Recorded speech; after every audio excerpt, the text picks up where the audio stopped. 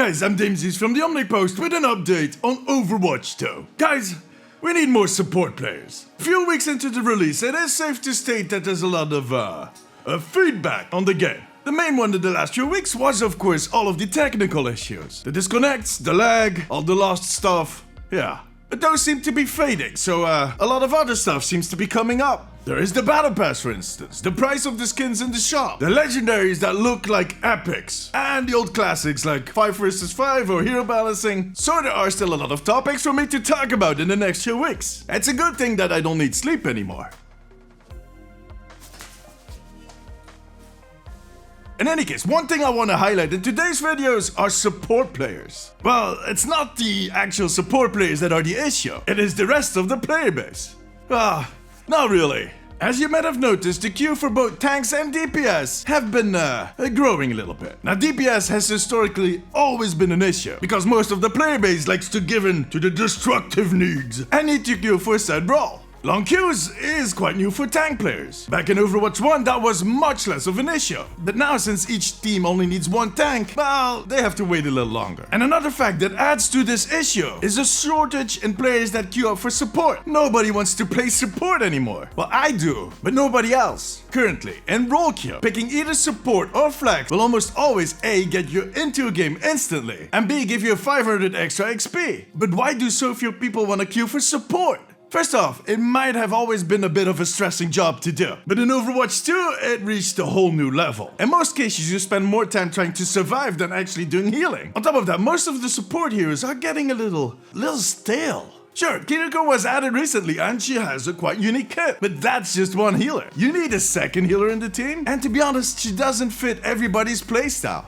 I'm a tank support player myself, and I'm not too fond of Kiriko, so I find myself picking the tank role more often because there's more variation and more new stuff going on in that role. I mean, Orisa has gone berserk, Reinhardt feels rejuvenated, and the Junkie Queen, wow, she's just a very fresh take on the whole concept of tanking. She's a brawler. So what is the solution here? Well, I've seen people suggest that they should give healers bigger and better rewards for queuing up as that role, better than the 500 XP. Which is why I actually decided to make this video, because that sounds like a bad idea. First off, 500 XP, that isn't too bad. It's nothing to sneeze at. But come to think of it, in this late COVID period, nothing is something to sneeze at. Cover your mouth, please. Second, trying to steer people with rewards, it works, but only to a certain extent. Once that reward kind of becomes too big, you'll see negative behavior. You'll see abuse. You'll see people joining that queue just for the reward, with no intent to play the character as a support. So they'll just go full DPS and complain about the rest of the team after they lost. I know that. We know that, because it already happens. I think we've all seen that DPS Moira, the Zero Heals Zenyatta, or the Reddit Lucios.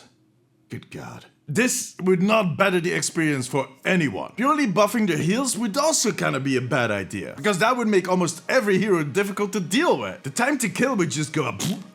The only way they can fix that, in my humble opinion, is by rejuvenating the whole category, the whole role of support players. Give them some tools to survive, some new fun abilities. Look at what Snapkick did for Zenyatta. Something that simple had a nice impact. No pun intended. But give Mercy a face slap, or Lucia a headbutt. Baptiste, 2 fingers in the nostrils. And let Anna throw her slipper at an incoming Genji. Egyptian style. Alright, I got a little carried away there. But you get my point. All of the support heroes need more rock and roll. They need some flavor. We need to feel the impact of what we're doing, and we should be able to hold our own, because the rest of the team is definitely not going to help us out. You know, maybe Blizzard should browse through some of their notes they had for experimental cards. They might have some nice ideas lying around. Now tell me, do you play as a support, and how would you fix the shortage? Let me know in the comments. Join me during my streams on twitch.tv/DamesiesTV, and make sure to subscribe for more updates on Overwatch.